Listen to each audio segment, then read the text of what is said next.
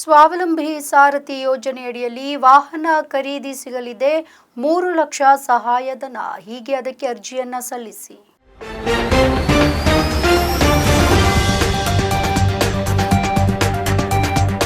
ದೇವರಾಜ್ ಅರಸು ಹಿಂದುಳಿದ ವರ್ಗಗಳ ಅಭಿವೃದ್ಧಿ ನಿಗಮದ ವತಿಯಿಂದ 2025-26ನೇ ಸಾಲಿಗೆ ವಿವಿಧ ಯೋಜನೆಗಳ ಅಡಿಯಲ್ಲಿ ಸಾಲ ಸೌಲಭ್ಯಕ್ಕಾಗಿ ಸೇವಾ ಸಿಂಧು ಆನ್ಲೈನ್ ಮೂಲಕ ಅರ್ಜಿಯನ್ನು ಆಹ್ವಾನಿಸಲಾಗಿದೆ.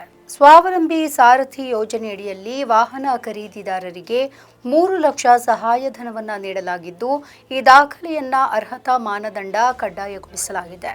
ಅರ್ಹತಾ ಮಾನದಂಡಗಳು ಹೀಗಿದೆ: ವಯಸ್ಸು ಕನಿಷ್ಠ 21 ವರ್ಷ, ಗರಿಷ್ಠ 45 ವರ್ಷ.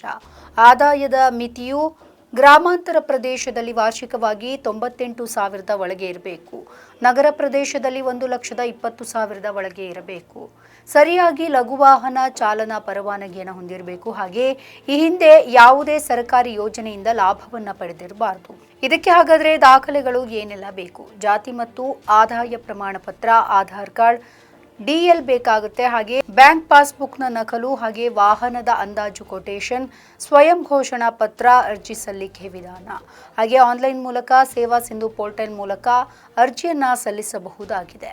ನಮ್ಮ ಈ ವಿಡಿಯೋ ನಿಮಗೆ ಇಷ್ಟ ಆದಲ್ಲಿ ಲೈಕ್ ಮಾಡಿ, ಶೇರ್ ಮಾಡಿ, ಕಮೆಂಟ್ ಮಾಡಿ ಮತ್ತೆ ಸಬ್ಸ್ಕ್ರೈಬ್ ಮಾಡಿ.